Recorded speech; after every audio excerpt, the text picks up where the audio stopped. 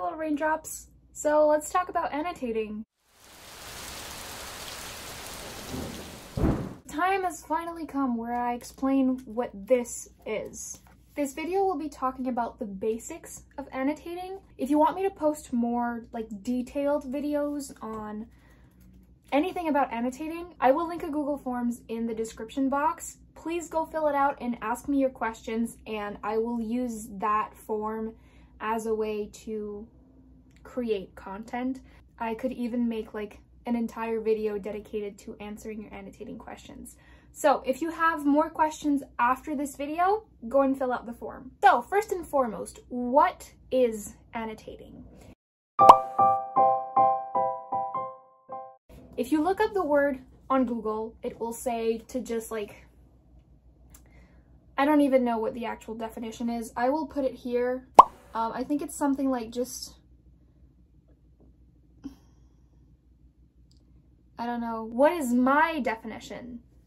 Annotating is a process that, yes, it's a way to keep track of your thoughts, questions, and opinions while reading, but it's also something that can be therapeutic in a way. I don't know, like, it depends on the person. I know a lot of people find that annotating can be more like homework than actual fun, but don't knock it till you try it. Doing this has made me so much less anxious. But again, I know it all depends on the person. So annotating is like putting tabs, creating a system with your tabs, writing down in your book if you're comfortable to do so, highlighting quotes, asking questions and writing them down. That's like the basic definition of annotating. If we're talking about it as me, how do I annotate? I use tabs, I write, and I highlight. We're gonna break this down into like 3 sections, okay? So I'll divide the video in like 3 sections. Tabs, writing, highlighting. First off, tabs. Why do I use them? How do I use them? And what's the use? I personally use tabs to mostly keep track of strong emotions or strong reactions, okay? I match my tabs to the cover of my book. I will have these along with a bunch of other tabs linked in my bio. If you check my all my annotation supplies, if you go to that link, it will bring you to a page with a bunch of links for my pens, my highlighters, my tabs. It's all on there. So, like I said, I match the tabs to my cover. So the colors change, but the things that I keep track of are relatively the same for every book that I read that is non-school related. I will do another video for school stuff. Eventually, I promise I will do it. If I'm just taking this as an example, and this book, if we're talking about like, in this book, what do these colors mean? This color is for romantic and sweet moments. So if I'm reading and something makes me go like, oh, that's so cute, doesn't necessarily have to be romantic. It's just cute and sweet. If something happens like, I don't know, the old man that she's friends with, like in Ugly Love, right? Cap, Tate is friends with Cap, and Cap is often sweet. So I could put a tab like this at something especially sweet. And I used to over tab a whole bunch, okay? I was there once too. But now how I do it, I only tab when I get a very, very strong reaction. So if I'm reading and I'm just like, oh, cute, I won't tab it. I will write. We'll talk about this in the next section. But if I'm like, oh my God, that is so sweet, then I will take a tab and I will put it right next to what made me react that way. Let's, do I have anything here? Let's look at an example, okay? This is like, it's on page 92. If you don't want to see a spoiler of the book, skip this little part, but we're gonna take a look at it. Well, actually, I'll just read you the sentence here. "Stop laughing," I yelled, and then slapped a hand over my mouth as the words echoed back to me from the walls all around us. He struggled to straighten his expression, walked over to me, and kissed me once, so sweetly I literally forgot for a beat what I was here for. "Sarah," he said quietly, "you look beautiful." And this had me like swooning, like this.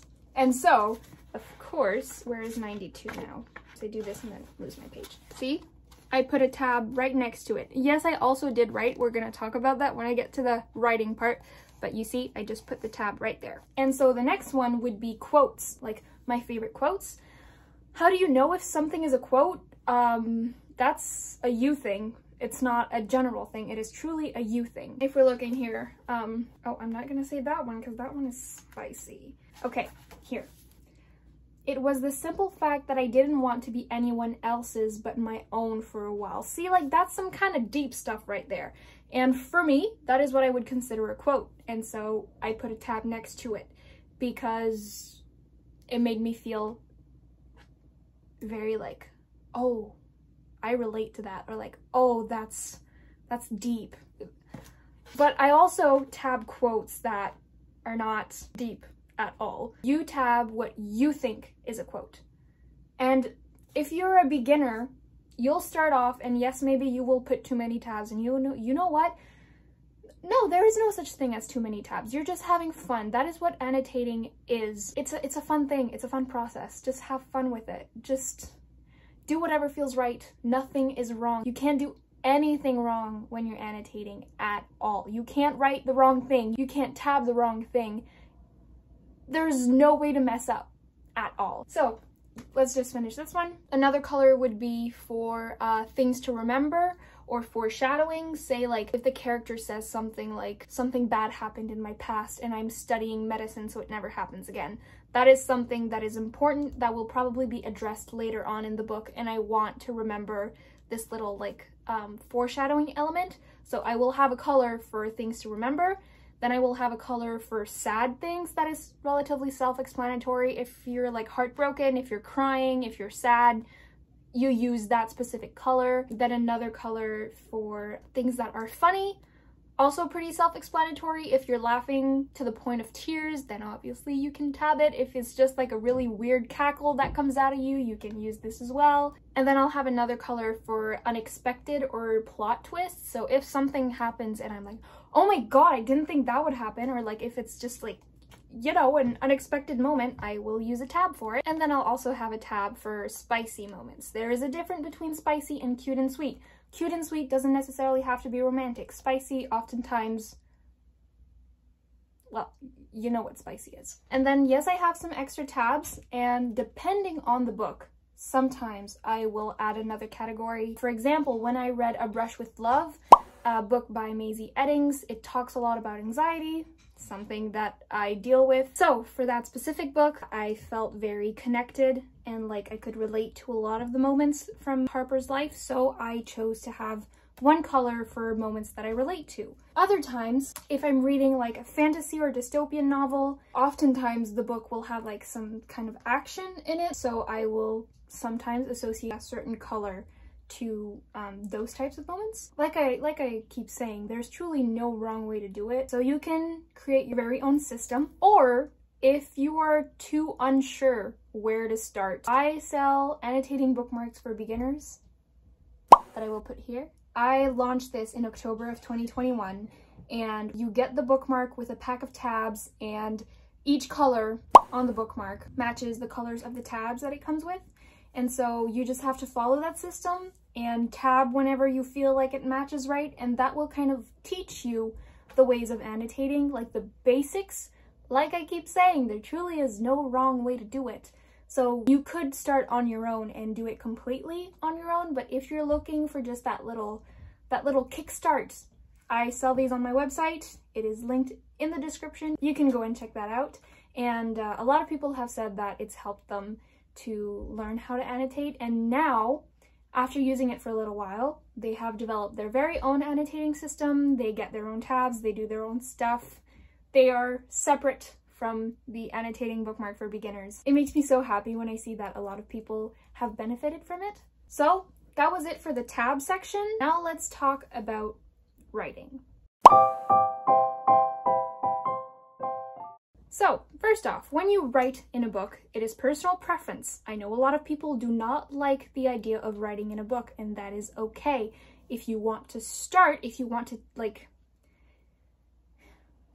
face that fear, The first thing that I would recommend is using clear Post-its, which you can buy off of Amazon. You can also buy them on my website. I sell them. You can write on the Post-it and stick it in your book. That's like the first step, because you get used to seeing writing, but it's on a clear Post-it. So it looks like it's on the book, but it's not. Then you can start writing in pencil, because that can be erased, you know, it's not permanent. And then what I would recommend is write in pen in a book for school. Like if you have to read Pride and Prejudice for school or something, get a paperback copy. You know, now classics are like what, $8, 8 Canadian dollars or something for like a Penguin classic. Just the school version of a classic, they're like what, $8 to $10. It's not as if you were writing in a $40 hardcover that you really, really liked. If you just take a classic and just start getting used to the idea of writing by writing in a book that doesn't mean too much to you, then you're getting used to it. What do you do with the pen or pencil? You write out your thoughts. What can be your thoughts, you ask? Literally anything and everything, okay? Let me show you some examples. Pure yum.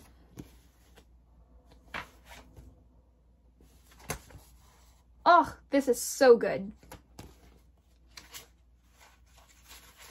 Let me guess, Max will be there. See, like predictions. And then there are just the really weird ones. What? What is this? Haha, nice dude. See? You just write anything and everything. And for example, right now I am reading Hunger Games. And since I watched the movie before the book, don't come at me, I'm so sorry. I wasn't as much of a reader when the movies came out, and so I watched the movies, and the movies are like pure comfort, and now I'm finally reading the books. I'm sorry. So I like to write down comparisons, like say, oh my god, they didn't include this in the movie. Oh my god, that would have been so good in the movie. Why didn't they include this? Oh, they included this scene in the movie. That makes me so happy. Like I do a bit of, I guess, analysis, but it's nothing like homework really, like at least not for me, because I enjoy it. But if you're not the type of person that would like to compare like, oh, that was in the movie, that wasn't, that's fine. Another thing that I like to do is like talk to the characters. Like you saw, like, haha, nice dude, as if I was talking to the character. So that's kind of what I do. You can write, again, anything and everything. If something made you sob, say, oh my god, I'm sobbing. You can do that. If you want to talk about the relationship between two characters, like if something is toxic, say like something like, I don't know, toxicity, toxicity,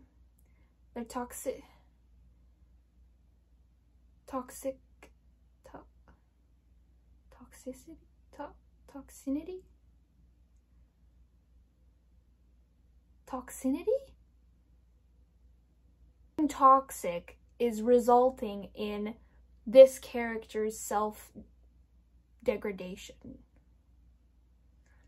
You can go full-on poetic mode as well if you want. It is completely up to you.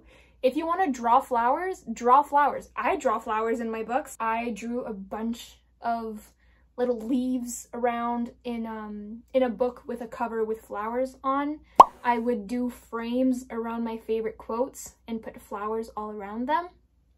Make it pretty, make it ugly, make it all over the place. Do what you want. That is what's so fun about annotating. It's a you thing. You can do whatever you want with it. There are no restrictions. There are no rules.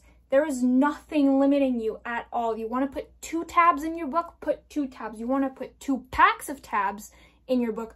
Put 2 packs of tabs. You want to just write 2 or 3 words per chapter? Do it. You want to write an entire new book within the book?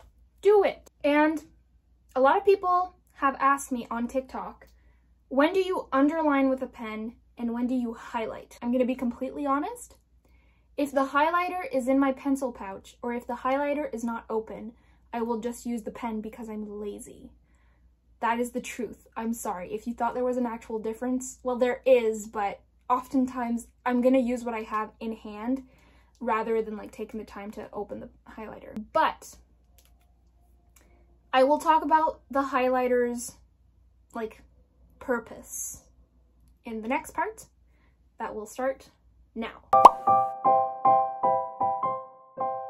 So oftentimes when I tab something as a quote, I will also highlight said quote just because it's a quote. I want it to stand out, right? So I will highlight it. So that is kind of like the initial purpose of the highlighter.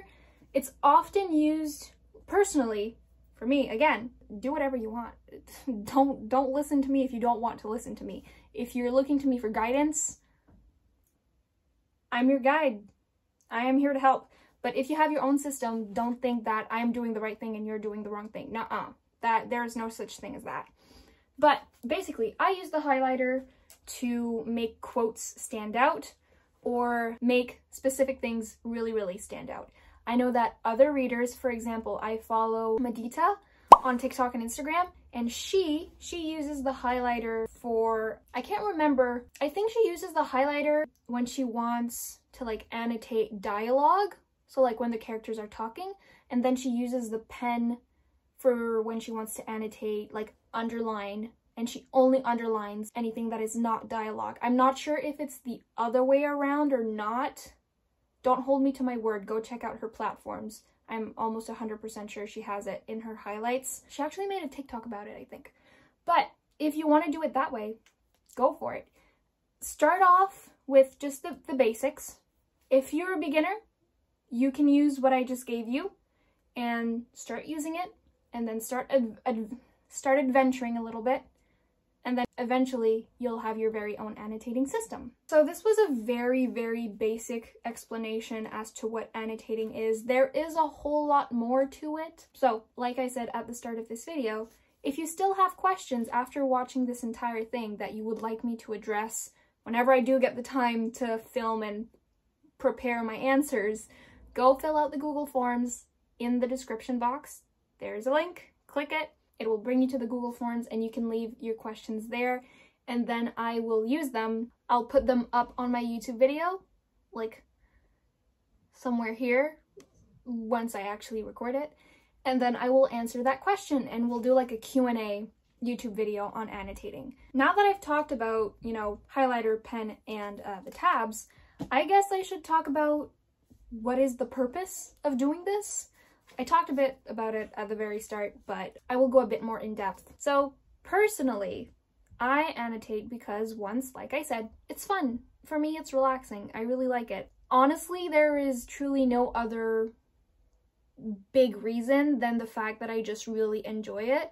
Second, I find that it helps me enjoy the book better. I like to analyze when I read. I'm an English major. It's part of who I am. There's a reason why I chose English as my major. There's a reason why I want to be an editor. It's a part of me, right?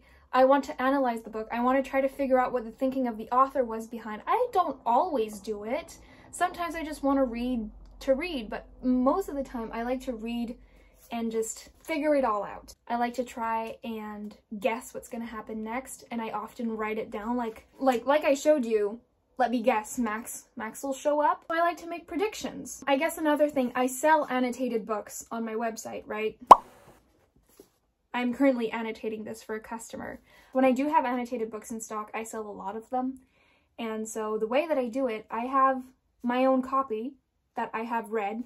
After I finish reading a book, I put it up on my website. And then when someone orders, I get a brand new copy and I just re-annotate it. If you're intrigued about this entire selling annotated books thing, I posted a video about it, and in there I talk a bit about what it is, why I do it, why people buy it, and then you have an entire annotate with me in real time, which I will, you know, that little pop-up thing, I can't tell, I think it's here. You know that little pop-up thing that says like watch this video? It'll be right there. I really hope this is the right side. So you can go watch that. It is my third video on my channel. So you can go check that out if you have questions about annotated books and why I sell them. But that is another reason why I annotate, because I know that I'm gonna make it available on my website. So I need to annotate it. And I also reread books sometimes. Not always, most times. And I like to see how my perspective has changed. Like, for example, I have a book back home that the last time I read it, I was 13 and I annotated it. and I cannot wait to get back home for the summer because I'm gonna reread that book and I'm gonna annotate it how I annotate now. And we're gonna see how my perspective has changed on it. So that is it for my little annotating explanation. I hope I was able to clear the waters a little bit, you know, help you understand what's the purpose, how do you do it, how do you use annotating supplies in general. There is the link to the Google Forms in the description. You can go on there and ask me all the questions you want. And then once I do have the time, I will film a Q&A on annotating, answering all of those questions. There is no dumb question, okay? You could ask me, I don't know, literally anything. I will answer it. And again, if you want to know which supplies I use, my pens, my highlighters, my tabs, my reading light, they are all in the one link in the description box. Again, I put all of my links on there in every single YouTube video, so you can always find everything right there. So I guess this is it for this video. It was nice seeing you again, my little raindrops, and I hope you have a great rest of your day. I'll see you next time.